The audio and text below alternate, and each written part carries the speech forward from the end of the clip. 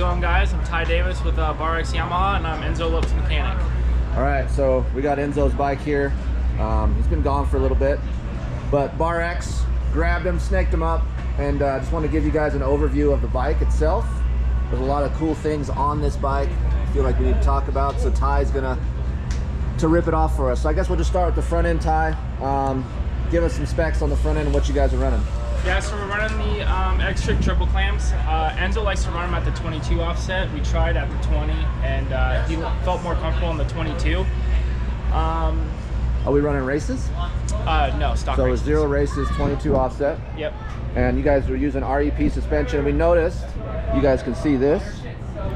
This is an air assist fork. You're still on spring fork though. Yep, still on spring fork. Just an option to give him more hold up if he wants it, but we actually haven't been running air in it at all. So. How picky is Enzo with his stuff? How much have you changed? Dude, honestly, he's super easy to work for. He's been a little bit picky with some things, but I feel like it's more of just your generic want out of your feel on the dirt bike for sure. Is he more of a front end feel or a rear steer guy? I think honestly, I feel like he's a good mix of both. It kind of depends on the track condition. I feel like when it's dry, he's more front end, and when it's more traction, he's more rear end. Okay. And of course, hub companies here. Got Faster USA, and then is he on a front spec? No. No, it's not. No, it's not. No. So we run the 90 front though, so a little bit taller. Oh, a 90. I'll be damned. And the reason is just because he likes a taller front end? Yeah. I'll be damned. Okay. And you guys are making your own vented number plates. You said this was a pain in the ass. Yeah, it's a pain in the ass for sure. Everyone kind of has a little bit of a different spec going on. The last one that I've been running, I cut the plastic out. The numbers I cut around the number plate, but since we're at Denver and elevation, I'm trying to get as much airflow as possible, so kind of wanted to mess around with it. And it's not as pretty as stars, but I'm trying. I ain't got a company making it for me. It's me after the practice track, so what you get is what you get. 3 hours? It is about 3 hours, yeah. 3 hours of love right here. 3 hours of love, but be easy in the comments for sure. This is a question I asked yesterday. I was doing some factory bikes, but since the Yamaha draws the air through here, and now we have a vented number plate, does he notice any performance advantage with this, or has he said anything?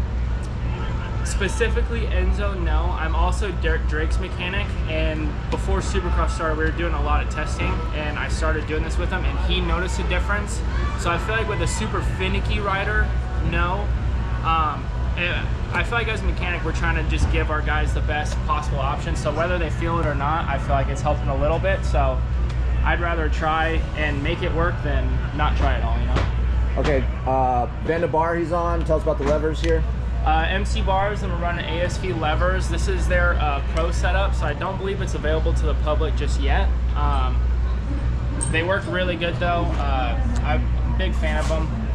And he likes his front brake to hit really soon, right? Yeah, we run the Honda Master Cylinder. Oh, okay, Honda Master. Yeah, so it's crazy touchy, and we also run the solid front rotor too. He doesn't like the Yamaha stock rotor. So no floating disc, he's on a solid disc. Yep. It's more for field. Actually grabbier, but these guys need that stopping power. Yeah. G2 throttle. Yep. And are we on what kind of cam? Oh, wow. Cam short. Yeah, we're running that. We're running the 50. Okay, yeah. So shorter pull cam, obviously probably to get more hits out of the corner, I would assume. Yeah. Bar mount height, looks like he is on a 5mm or 10 mil? I think they're the 5 mils. 5 mil. So a low bar, MC bar, you got 10 mil, that's about 5 mil. A 5 mil riser. Yeah, 5 mil riser, and he runs them pretty much right in the middle. I mean, he's not picky with where the bars are at position-wise, just runs them right in the middle. Engine package, obviously twisted. Jamie does the work here. You know much about what's inside this thing? Honestly, I don't. That's the unfortunate part about it. I wish I knew more about it. I know it's pretty damn fast though. We've been going through a couple of different specs, trying different things. It's kind of what we've been doing. It's nice having the data that we run, so now we can actually see what's going on and make tunes with that. I think that's kind of been the biggest help, honestly, especially for at rounds like this when you're down on power with the elevation stuff. It's really important to know exactly what your bike's doing with the air-fuel ratio and all that fun stuff. What is Enzo looking for in his engine? Like, what's he want most of? Honestly, the biggest thing is the start. If we can, he's looking for that aggressiveness off the start, and you know, you get out front, and then you just kind of maintain for the rest of the moto, which is a lot easier to do than getting a bad start and trying to work your way through the pack, especially with how the class is nowadays. It's insane. Yep. So we got FMF muffler. Yep. Anchor tape. Yep. Works connection braces, and it's pretty cool. I didn't even know GY had a. This is a full-blown air box or just an air duct? Just the duct. Okay. So as you can see how much air that thing's drawing in. That thing is sucking. Is he an earplug guy? No, he's not. Dude, that's insane. I know. That's loud as shit right It's there. super loud. And then you know what gearing spec you guys are running up here in Denver? Right now we're doing 1351. 1351. Yeah, Do you normally ride 1351? Normally, well, we're kind of changing stuff up a little bit. This last week we've been running 1350, so we're gonna try and do 1351 for first practice and see where that takes him. Any ECU changes for elevation at all? Did Jamie guys give you an elevation map? I mean, we have an elevation map for sure, but like I said, it's what we use the data for to do all the fine tuning on top of that. So we kind of have a general starting point, and then once we start the bikes up and stuff, we kind of hook up to the computer and go from there and get the numbers we want. Foot peg, is he on a standard offset? Do we know what offset he's on? Down 5. Down 5. Yeah. So if you guys know your YZ at home, still a little cramped. You know what mount? Whose foot peg mounts are these? They're stock. Stock mounts are just down 5. With just the offset peg itself. Yeah. Got it. And those are Raptor or? Yeah. Raptor pegs. You sharpen these at all? Ty? I do normally. I do on the practice bike. These ones were pretty new, so I haven't sharpened these ones yet. Okay. Stock shaped seat. Yeah. He's So- very picky on seat foam. He likes to have it. Doesn't necessarily matter what kind. He just wants it new. He likes it firm. So a new one every race probably? Yeah, every other race. Is this just a standard Yamaha foam? Okay. Yeah. And then this is a pretty cool trick. I know a lot of guys, the Zeus fastener kind of sucks. Yeah. So there's actually, I forget the part number, but there is a Yamaha part number. You can get the clip to swap that out so you can run the bolt. I'll be down with it. Yeah, it makes it a lot easier, yeah. Cool. You guys can see how much different that duct is. Stock linkage, or are we on a different linkage? Stock linkage. Stock linkage. Yep. And we are on a 110, not a 120. Yep. Some of you guys have been asking me about that. Most of them are on 110s. Pass sound okay? Yeah, actually, and the weird thing is the guy had me click it in the third too. Really? Yeah, so I did it in neutral, and then he had me go second, and he said it was still too low, and he said grab third. So I was like, all right. So I grabbed third. I think we passed it at 112.9. 112.9. Yeah. And that's no insert either. I'll be damned. All right. Anything else special that we need to know about? We run a jumper pack. Jumper pack? Yeah, so if the battery dies on the line, we can run this quick guy, just plug into that real quick, and it basically will jump it for us. The other thing I do, I made a, there's been an issue, like if some people run like the X-Trig adjusters here, Yep. the fuel line can get caught in that, and it'll actually pinch the fuel line, and it'll cause a lot of problems. So I actually made a carbon fiber guard for this, and then I have it velcroed to the side of the frame. Some other teams, they run it the old style and they run it down underneath the cross here. Yep. We don't, we're still running just the standard fuel line, but we all just tie them up to here, so just to make sure for anything that can happen. And also too, we didn't talk about it, but with the engine package, Jamie runs electric water pumps. Yeah.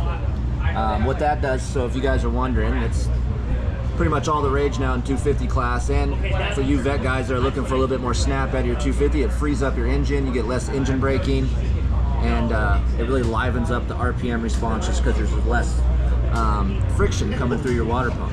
So Yeah, and that's actually a big difference maker as well too. So did he try it without it and then went with it, or did you do it back to back, or no? No, we did it. I mean, obviously Jamie's done a lot of work on this, so he knows kind of all about it. We went straight to the water pump, but I mean, knowing the difference that it does actually make, like on the dyno and stuff, it is pretty crazy. And I think there's a lot more positive feedback on it from an actual rider feedback from on the track testing, just with the freeness of it. and really cool and expensive because I bought one time and it's fucking expensive. Yeah. So carbon tank, carbon skiddy.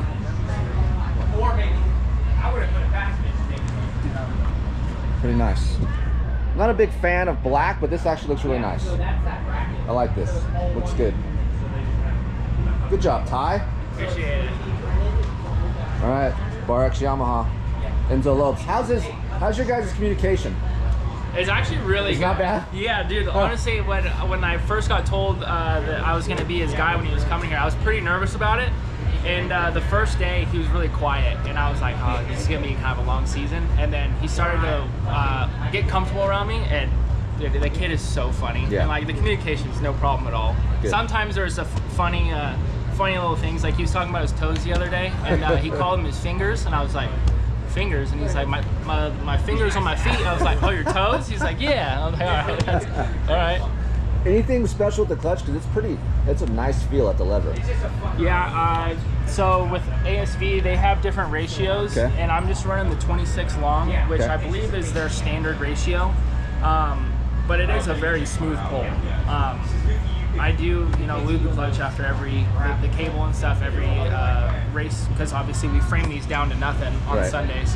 But yeah, I try and go through everything. I usually only do 2 races on a clutch cable, and then I swap it out. So your job on Sunday mornings are framing? Yeah, Or yeah. Saturday night? It was Saturday night. Now we're doing Sunday, so it's kind of a full scramble on Sunday. So you but guys stay and you don't fly till Sunday night or Monday? we fly out Mondays. Monday. Yeah, and then we're back at the track on Tuesday. It's hard work Yeah, it's being a mechanic. Look at 3 hours. Just for Thule to probably say I can't run and have to use my other one. So that's what I'm waiting for. All right, guys. Thank you, Ty.